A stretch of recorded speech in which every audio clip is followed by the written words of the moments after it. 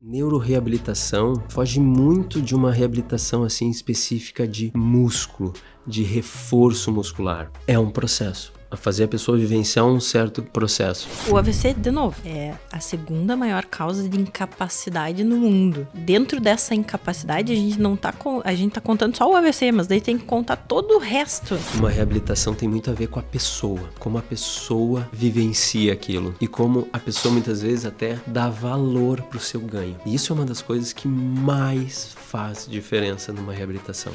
A gente usa o movimento o dia inteiro, a gente não se dá conta do quanto o movimento talvez seja um dos elementos que mais passem pela gente. Por mais que a gente faça isso de forma absolutamente automática. Melhora não é sempre a recuperação completa da função. A melhora muitas vezes é tu te readaptar a um movimento, né? A como tu fazia aquele movimento antes, ok, não vai ser da mesma maneira, mas agora eu faço assim. Isso já é uma melhora. Para mim, eu tenho a atenção como um elemento terapêutico. Eu não consigo imaginar uma pessoa fazendo qualquer tipo de reabilitação olhando para televisão ou muitas vezes distraída. Uma estratégia que eu uso muito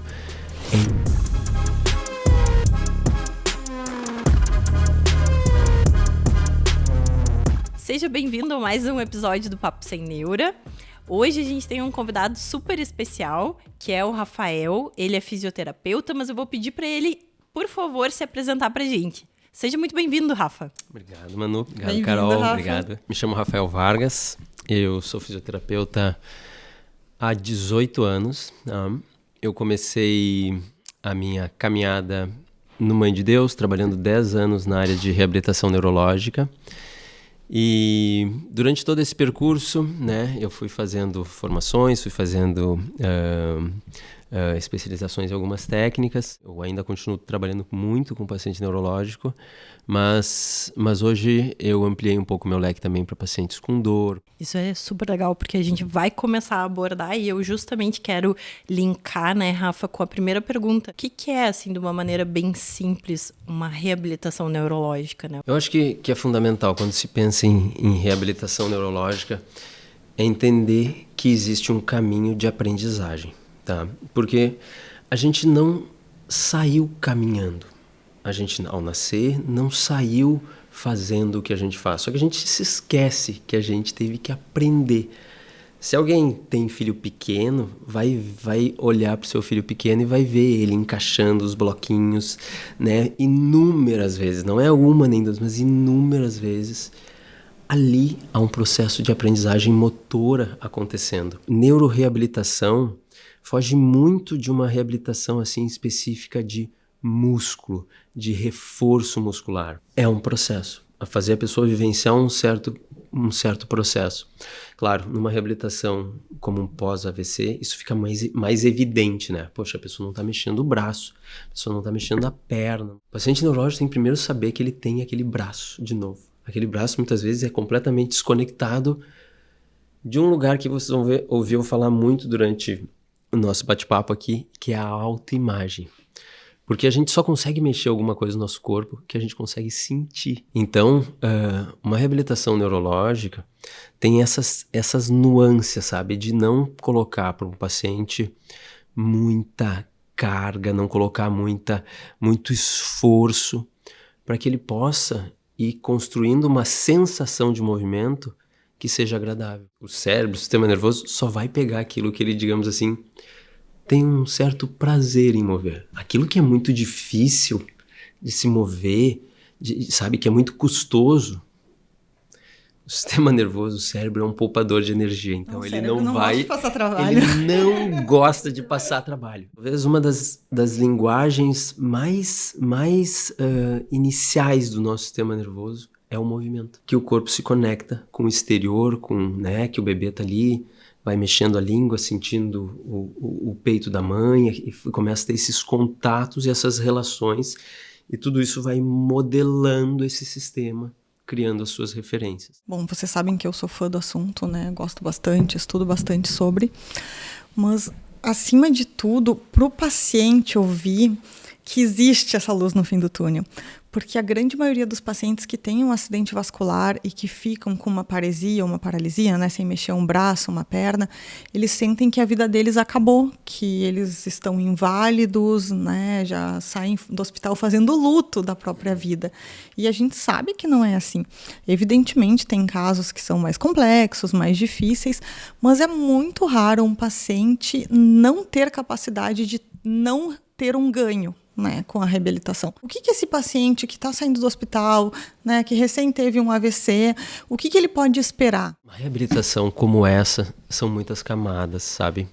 E é super importante essa pessoa se sentir acolhida, seja pelo profissional que está atendendo ela, seja pela família. Ele precisa entender que ele vai ter esse suporte. Os cérebros são muito diferentes, e as referências também vão ser muito diferentes para cada pessoa. Pode pegar um paciente que sofreu uma lesão numa determinada área do cérebro e pegar um outro paciente que na mesma área do cérebro também sofreu a mesma lesão e ter repercussões completamente diferentes. E tem assim também, né, Rafa? Acho que tem uma segunda questão, que é da duração do tratamento, né? Muitos pacientes acabam até parando no meio do caminho por um entendimento de que vão sair do hospital, vão fazer ali meia dúzia de sessões de fisioterapia, vão ver a fono 1, 2 vezes, e é essa reabilitação.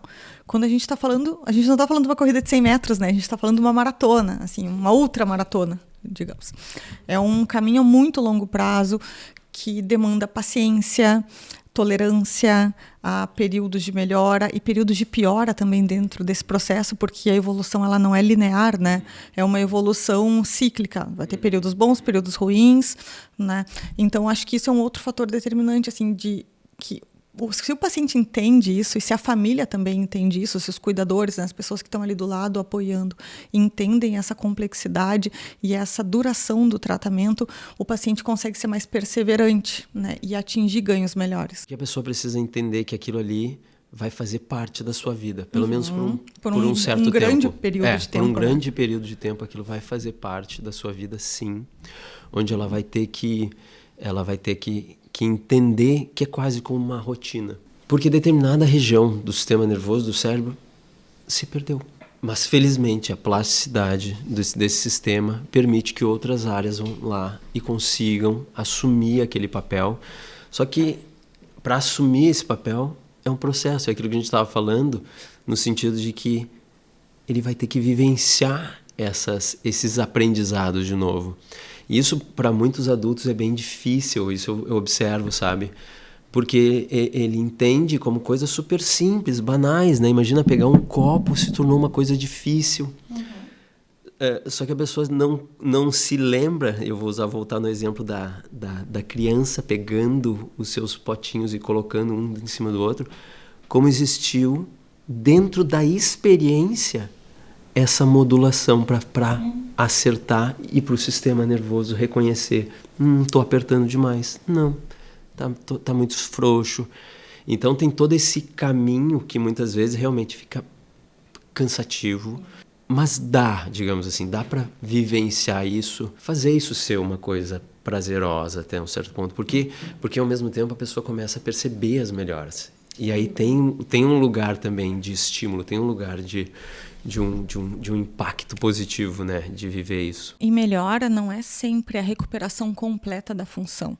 A melhora muitas vezes é tu te readaptar a um movimento, né? A como tu fazia aquele movimento antes, ok, não vai ser da mesma maneira, mas agora eu faço assim. Isso já é uma melhora. Sim. Tu ter autonomia, né, e buscar autonomia, que é um dos princípios da reabilitação, não é necessariamente recuperar a força ou o movimento, ou o que for, ou a fala, falando de outros aspectos da reabilitação como antes, mas sim tu lidar e for o mais autônomo possível dentro daquelas condições que tu te encontra hoje em dia. Isso, inclusive, é uma questão de tu alinhar mais ou menos a expectativa, né, do paciente com o que ele vai ganhar na reabilitação, porque às vezes, eu acho que também por isso, né, as pessoas acabam parando no meio do caminho, às vezes elas se frustram com aquilo, eu não tô recuperando nada, quando não vem, às vezes, coisas pequenas, né, que estão ganhando, inclusive de autonomia.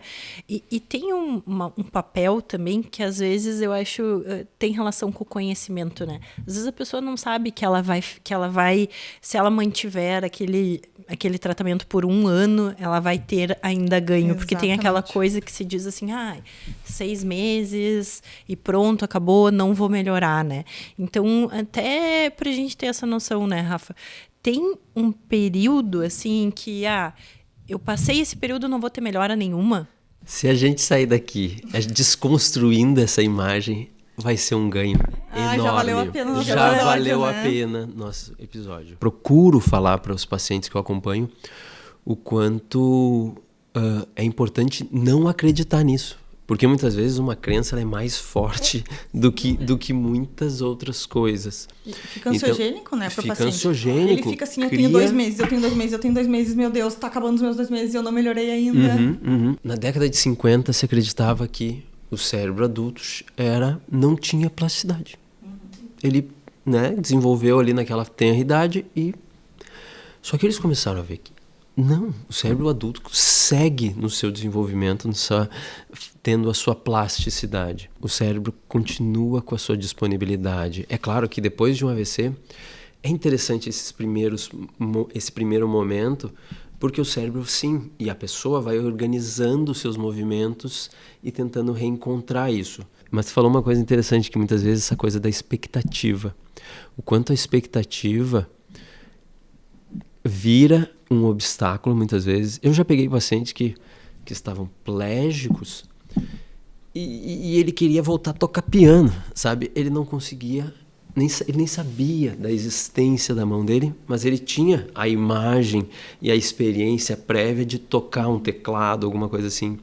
Mas nota como esse querer era muito distante para ele. E realmente tu tem que chamar a pessoa para um lugar de possibilidades. Não, mas vamos... E aí não, eu sempre me lembro de uma história, e essa história me lembra o quanto uma reabilitação tem muito a ver com a pessoa. Como a pessoa vivencia aquilo. E como a pessoa muitas vezes até dá valor para o seu ganho.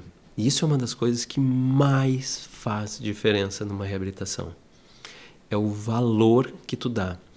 Esse senhor que eu comecei a acompanhar, ele tinha passado 2 meses no hospital, ele chegou em casa plégico do lado direito. E eu me lembro que os primeiros encontros que eu tive com ele, logo em seguida ele começou a esboçar algum movimento no polegar. Mas assim, foi uma coisa assim, uma sutileza, assim, que se tu não visse aquilo poderia passar desapercebido total. E ele... Só que assim, a reação dele me chamou muita atenção. Porque ele deu um valor para aquilo. Um valor. E ele foi um paciente que evoluiu muito. Daquele polegar que se mexeu um pouquinho, depois movimentou a mão, movimentou o braço. Enfim, é uma pessoa que voltou a dirigir.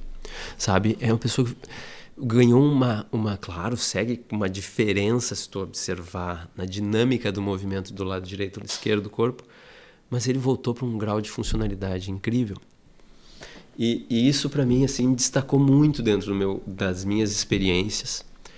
Tanto é que eu tive, há pouco tempo atrás, também uma experiência contrária. De uma pessoa que deu muito pouco valor às coisas que iam acontecendo. E o quanto isso impactou. Falando assim, pensando nessa linha, o que eu faço com os pacientes? A gente traça objetivos. Né? Objetivos a curto prazo. Porque se tu parar para um paciente plégico, né? Paciente que está lá, sem mexer os braços, as pernas, enfim, não consegue caminhar. O objetivo é andar.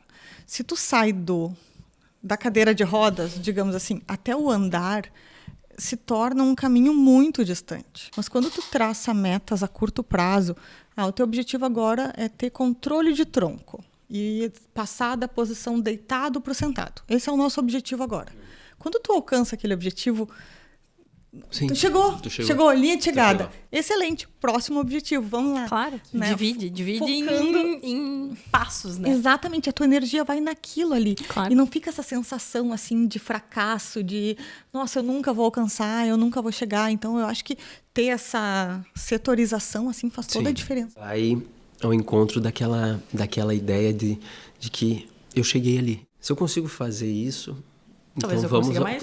vamos um Qual vai pouquinho ser a minha mais, próxima vamos ver o que etapa? vai acontecer.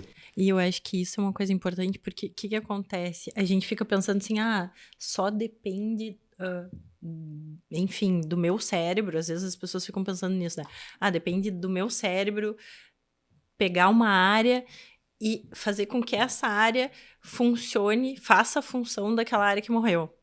A reabilitação é isso, o fisioterapeuta vai me ajudar, a terapeuta ocupacional vai ajudar, mas existem outros fatores, né, que impactam diretamente na reabilitação. Então, por exemplo, assim, que nem tu estava falando, 2 pacientes que têm lesões semelhantes vão ter diferenças nos déficits neurológicos, né?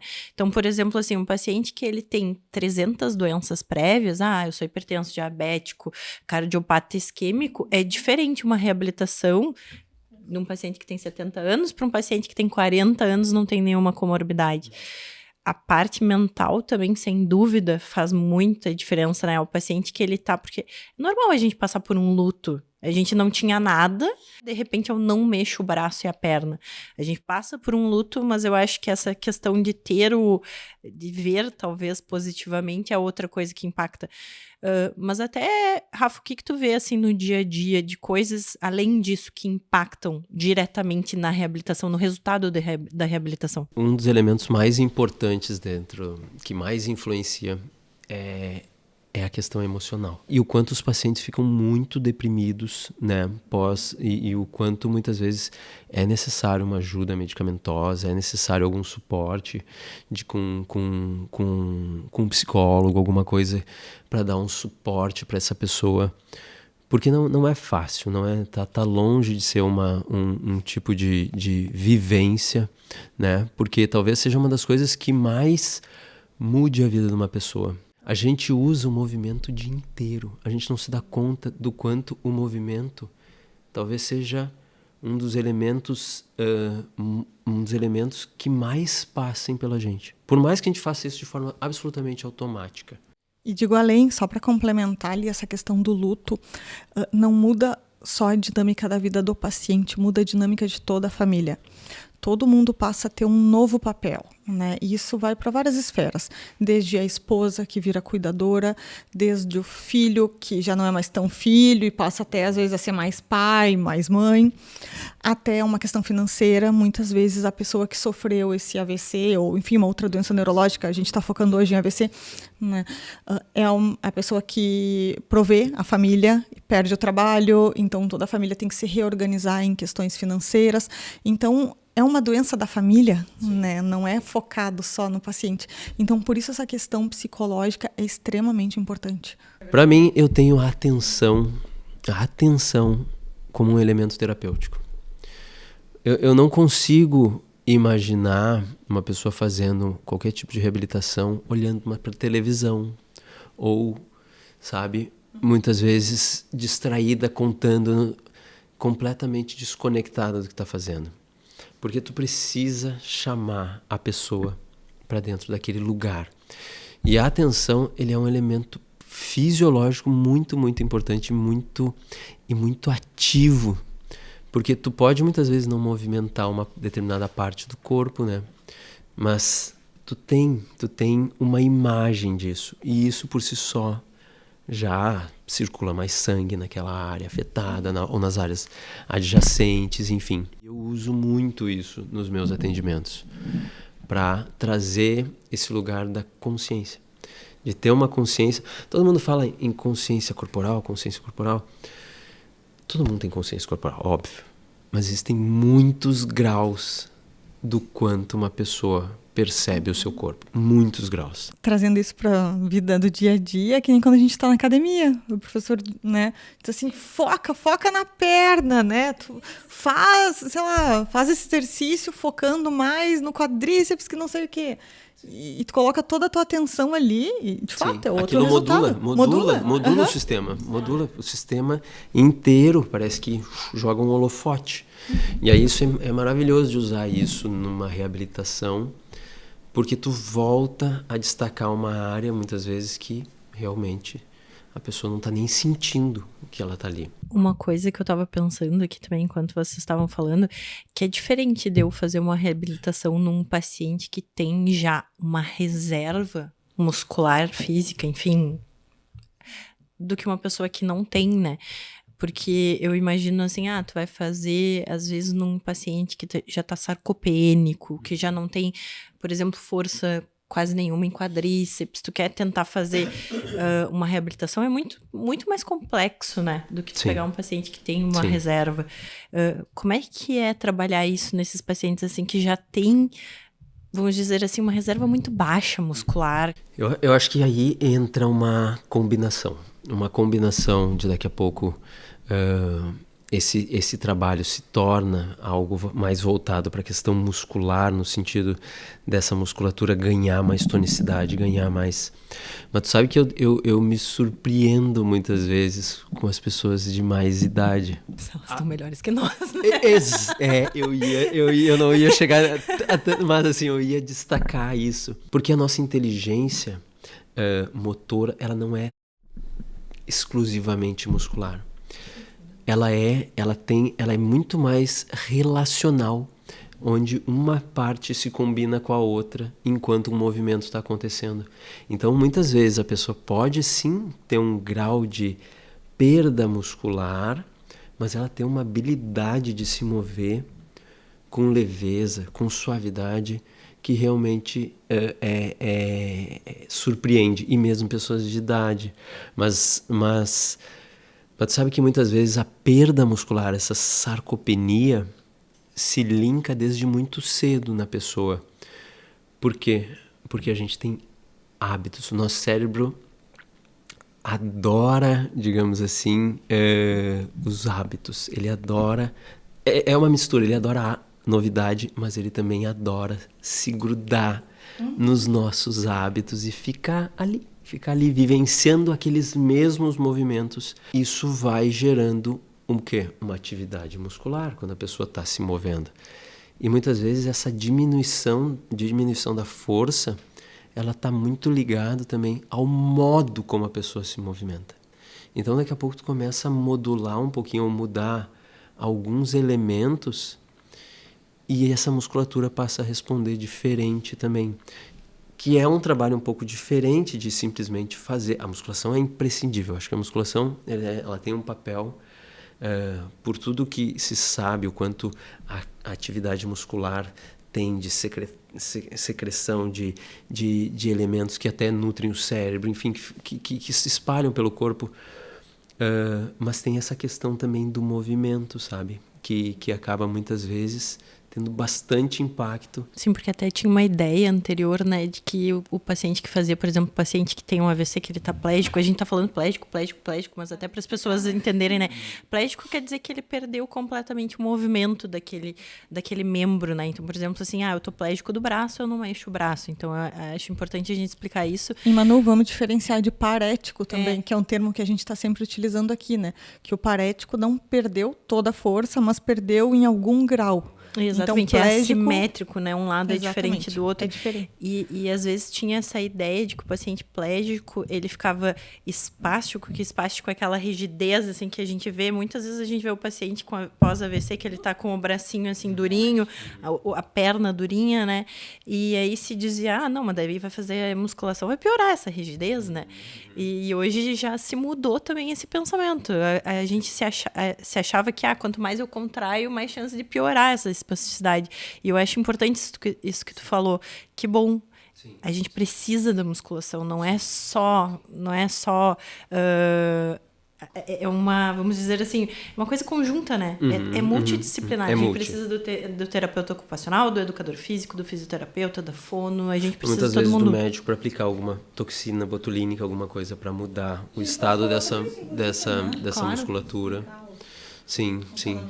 Sim, porque as pessoas têm uma ideia da toxina botulínica como algo para beleza, né? Tipo, que é o que se usa que é o mais. que se usa mais, sim, né? Vou sim. usar o Botox. Mas, inclusive, a gente não começou a usar o Botox na medicina pra beleza, né? Exatamente. Exatamente o Botox, tomara que o Botox nos patrocine, Nos né? patrocina o Botox, a gente tá aí. Mas, enfim, a toxina Toxina, botulínica, enfim, as pessoas conhecem muito, né? Por a questão estética, mas a gente usa justamente para fazer com que essa musculatura relaxe. Como é que é isso no dia a dia, Rafa? Eu vejo o quanto a toxina muitas vezes pode dar um alívio para desconforto. Tem vezes que sim, tem vezes que tu quer justamente que a toxina entre porque a pessoa tem a possibilidade de gerar mais movimento e competir um pouquinho com um sistema que está aumentando muito aquele tônus, e daqui a pouco o movimento voluntário consegue equilibrar um pouquinho essa força. Sabe que eu aplico toxina, né? Então, em alguns casos, e uma das coisas que eu faço muito, assim, é o paciente que ele já está acamado, por exemplo, não só por ganho de função, mas para ajudar a família ou até os cuidadores a conseguirem, por exemplo, trocar uma fralda ou apoiar braço para poder deslocar, né, da poltrona, por exemplo, para a cama, porque às vezes como tá tão espástico, não consegue colocar o braço embaixo da axila, a mão é muito comum, às vezes eles ficarem com a mão fechadinha, aí começa a fazer fungo, então a família usa os paninhos, alguma coisa assim, só que não seca. Então, às vezes, mesmo que esteja totalmente sem função, às vezes a gente usa para tentar aliviar realmente dor e aumentar principalmente a funcionalidade até em casa, assim, para a família ter um benefício também. Então, a toxina é uma coisa que às vezes as pessoas nem conhecem, nem sabem para que serve, nem muitos pacientes chegam para mim assim, como Toxina? assim? Pra quê? Como assim? Mas ela tá tão bem, olha. Não, e o segundo comentário é sempre assim, ai, mas será que vai sobrar daí eu aplico na minha testa também? Eu acho muito bom. Mas é que é legal, né? As pessoas conhecerem, é um recurso, assim como a gente tem recursos também de aparelhos, né? Eu queria também que tu trouxesse um pouquinho disso, Rafa. Tem muita coisa nova, tem muita coisa com realidade virtual, tá? Sabe que com aparelhos, assim, porque assim é muito comum dentro da fisioterapia alguma eletroterapia, alguma coisa para estimulação muscular, que existem. Assim, a gente está falando muito de AVC, mas, por exemplo, já vi usar bastante também paralisia de Bell's, que também é uma paralisia do nervo e que acaba, a pessoa fica mais flácida de um lado do rosto. Eu, particularmente, eu já trabalhei com realidade virtual, o que eu achei bem interessante. Eu, particularmente, não uso nenhum tipo de aparelho, tá? Para mim, o maior aparelho, o maior aparato, o maior, sabe, é o sistema nervoso. Dentro da minha prática, eu fui observando que quanto mais suave o toque, parece que mais o sistema nervoso fica atento àquilo, fica mais receptivo àquilo. Como se, né, numa conversa eu começo a falar baixinho, tu vai ver que a pessoa ela vai se posicionando para ouvir melhor, sabe? Porque todo o sistema dela está se organizando para continuar captando aquilo, sabe? Eu penso sempre nessas estratégias quando eu penso em atuação dentro da reabilitação. Sabe outra coisa que a gente não citou, que interfere muito na reabilitação, é a dor. Porque o paciente entra naquele ciclo, né? Ele tem dor, ele não quer movimentar, a movimentação ajuda na dor, então tu não consegue sair. E nisso o Botox nos ajuda muito, a toxina. Então, a toxina ajuda muito. Tu conseguindo reduzir um pouco dessa dor para esse paciente tolerar mais o movimento, né? Tolerar as terapias reabilitadoras, a gente já tem um ganho imenso. Falou, né? Daí eu vou puxar a brasa pro meu assado direto, os pacientes com Parkinson, né? Porque eles têm muita dor, né? E eu queria falar sobre isso, até pra a gente sair um pouco do AVC e falar assim, tem um monte de doença neurológica, doença de Parkinson, a gente tem todas as lombalgias, a gente tem os pacientes com esclerose múltipla. As crianças com paralisia cerebral. Exatamente, os traumatismos, raquiomedular, crânio encefálico. Então, assim, é uma gama gigantesca. É muito grande. E, de novo, é bem isso, assim, a gente tem ganhos dentro das expectativas. A gente pode ter ganhos, assim, talvez de funcionalidade, de dor, de impacto de dor, até de impacto emocional. A pessoa sai, vê outra pessoa, ou vai na sua casa, movimenta, alivia um pouco a dor. Então, é um trabalho sensacional, né? E impacta, bom, a neurologia, a neurocirurgia como um todo, mas impacta toda a área da medicina, né? Com certeza. Tu falou de puxar a brasa pro assado, né? Lá vem. Não, eu fiquei pensando que a gente não citou também que existem terapias cirúrgicas para ajudar na espasticidade, na dor, né? Então, assim, tem muita coisa. Enfim, falo brincando de puxar a brasa pro assado, mas o que eu quero dizer com isso, a mensagem, né, que eu quero trazer é que existem muitas coisas a serem feitas. Muitas mesmo. Desde as mais simples no sentido de mais fáceis, né, de serem aplicadas, até terapias mais complexas, né? E a gente vai escalonando. A gente vai subindo ali a escadinha e às vezes até testando, porque não necessariamente o que é bom para um paciente vai ser bom para outro, para chegar num resultado final. Sem dúvida. E, Rafa, eu tô pensando aqui, assim, tu deu esse exemplo desse paciente que estava plégico, começou a mexer, assim, mas se tu puder nos trazer, assim, talvez o caso que tu mais, assim, lembre de uma reabilitação que te deixou assim, olha, eu amo o que eu faço, sabe? Porque é uma sensação boa. Porque eu, pelo menos, eu sou assim, eu sou essa pessoa, assim, eu termino ali e eu penso... Eu vou, sim. Bom, a rotina é diária, né? Eu tento trazer um pouco disso, pelo menos um pouquinho disso todo dia, sabe? Para não ser um caso, para não ser... Mas assim, puxa, foram muitas pessoas que eu tive a oportunidade de trabalhar, de ajudar, de observar até onde... Eu tô muito, nesse momento, digamos assim, eu tô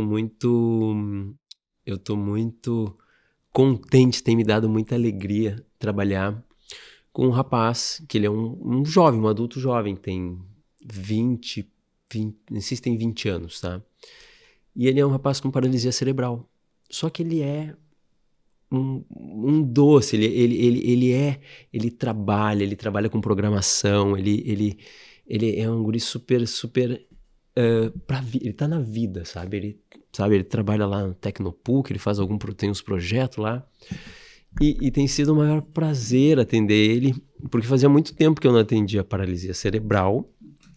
E normalmente a gente atende mais com criança, né? Tem aquele tempo. E tá sendo uma experiência muito gostosa vivenciar isso com uma pessoa, paralisia cerebral, adulto. E entender como é que ele habita aquele corpo e realiza os seus movimentos. Então, existem padrões de atividade no corpo dele que fazem muito isso aqui, que é uma coisa super primitiva dentro de um padrão de movimento. E entender como aquilo é atuante dentro de toda a movimentação do dia a dia dele. Ele tem uma cadeira, ele usa uma cadeira que ele se desloca, que ele controla e tal. Mas ele quer coisas simples, ele quer simplesmente sair da cadeira e ir para a cama. Ele precisa de ajuda, ele quer, sabe? Então, nesse momento, esse paciente tem me dado muito prazer em atender, porque a gente está construindo dentro de um processo, que é algo que eu falei desde o início, que uma reabilitação é um processo, dentro de um processo dele fazer esse caminho de conseguir fazer isso, sabe? Porque eu entendo o padrão dele e ajudo ele a entender também e como ele consegue sair daquilo para gerar os seus movimentos. Há um tempo atrás, agora pouco tempo atrás, eu atendi um comunicador do grupo RBS ali, que também tirou um tumor, e ele daí fez químio, teve as consequências da químio, uma neuropatia periférica que afeta, né, na sensibilidade, e ele também foi um paciente que foi evoluindo, saiu da cadeira de roda, veio a caminhar, né, e que é um abraço para o Daniel Escola, que é um paciente que eu acompanhei. Chega a brilhar o olho, né? A gente lembra disso com tanto orgulho que é legal, né? Rafa, a gente sempre abre uma caixinha, tá? Para o público mandar umas perguntas e eu vou te ler agora, então. Existe diferença entre a reabilitação aguda e crônica? Acho que quis dizer assim, logo após o evento e um tempo depois, né? Dentro dessa conversa que a gente está tendo de um paciente de um AVC, a gente reconhece o momento do agudo, né? Porque a pessoa subitamente perde seus movimentos e aí começa já o seu processo. Então tem esse lugar, digamos assim, que a gente pode chamar de agudo, e daqui a pouco passou algum tempo e tu pode dizer que, não, mas esse paciente já está crônico. Mas eu acho que vai ao encontro do que a gente estava falando, do quanto uma reabilitação não precisa ser vista, né, dentro de um prazo de validade. Mas sim, existe essa questão, né, de quanto mais recente um evento, mais agudo aquilo tá. Mas eu gostaria até de desconstruir essa ideia do crônico e cronificado, porque cronificado, de um modo geral, todos nós somos. Eu tenho os meus hábitos, tu tem os teus hábitos de movimento. É claro que uma pessoa que sofreu um AVC após um certo tempo vai desenvolver a sua cronicidade dentro do que ela aprendeu e veio a fazer de movimento. Mas é aquilo que a gente falou, sempre há possibilidade de novidade, sempre há possibilidade de contar com a plasticidade. Mas não dá para negar, né, Rafa, que essa intervenção precoce faz diferença. Total. Eu acho que toda intervenção que comece o mais cedo possível, parece que uma disponibilidade. Por quê? Porque esses movimentos que foram aprendidos, muitas vezes a pessoa até faz isso para fazer de qualquer jeito ou de algum jeito para tentar realizar o seu movimento, com o tempo vai cronificando, né? Vai ficando com a pessoa. E quando eu pego, por exemplo, uma pessoa bem na fase bem aguda, assim, bem recente, e daqui a pouco a pessoa volta a movimentar o braço, né? Volta a movimentar o seu braço. E aí eu tô ali com ela, eu consigo observar, olha, ela está movimentando o braço, mas também está empurrando a cabeça no travesseiro. Porque o sistema nervoso aprende. E se a pessoa repetir inúmeras vezes isso, ela vai aprender a, quando dobrar o braço, fazer uma força no pescoço, fazer uma força na cabeça, fazer uma força em alguma outra parte do corpo. Por quê? Porque aquele aprendizado fez ativar outras áreas, outros músculos que na verdade poderiam não estar. Então muitas vezes a cronificação vai ficando dificultando, porque a pessoa vai... Mas também, usando, daqui a pouco, pega uma pessoa que já viveu, tá vivenciando isso há um bom tempo, já é cronificada, existe a possibilidade de tu trazer a atenção, a consciência, para a pessoa se dar conta, olha, observa o que tu tá fazendo, tu tá empurrando, tu tá apertando a mandíbula, tu tá, sabe, usando outras partes do teu corpo para mover o teu braço. Né? Dependendo da gravidade do AVC, tu vai complicando. O AVC, de novo, é a segunda maior causa de incapacidade no mundo. Então, como é que dentro dessa incapacidade a gente não tá a gente tá contando só o AVC, mas daí tem que contar todo o resto, né? Que é justamente isso. O paciente, ele tem a incapacidade, por exemplo, de engolir. Ele tem a incapacidade de engolir, mas daí ele vai fazer infecção respiratória e aí ele vai complicar pela infecção respiratória, aí ele fica muito tempo na UTI, aí ele desenvolve uma polineuropatia.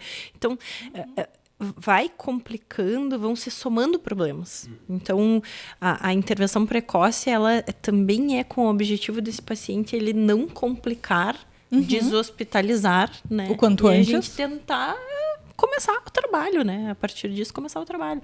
Beleza? Vamos para a neuroteca? Vamos. A neuroteca. Vamos para a neuroteca, então? Vamos para a neuroteca. Rafa, começa tu. É um livro, mas que virou um filme depois, que conta a história real de um publicitário, que se chama O Escafandro e a Borboleta. Que ele tem um AVC super... Pode-se dizer incomum, que é aquele lock-in, né? Que a pessoa fica literalmente presa dentro do seu corpo, onde ele conseguia se comunicar com um piscar só. E é um filme muito, muito bonito, muito, muito bom de se assistir. É lindo, né? Que baita filme.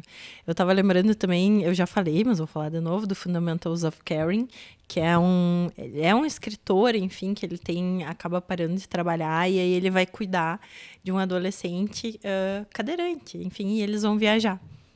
E é muito legal, porque os dois, eles têm que se relacionar e os dois implicam um com o outro, então a história basicamente é essa, um implicando com o outro, um mostrando as dificuldades que tem, então é bem legal, tem na Netflix. Não me olhem, eu tô sem dicas hoje. Então tá. Foi um prazer, Rafa, te ter aqui, acho que foi muito legal, eu acho que é importante a gente ter... todos os profissionais, né, dessa área multidisciplinar, porque importantíssimo. A neurologia, a neurocirurgia é isso. A gente está em contato. Esse encontro e a gente precisa disso. Muito obrigada, Rafa. Eu agradeço. Obrigada, Rafa. Obrigado. A gente sabe que o episódio foi bom e foi redondo quando a gente não gritou corta nenhuma vez. Bom, obrigada. Valeu.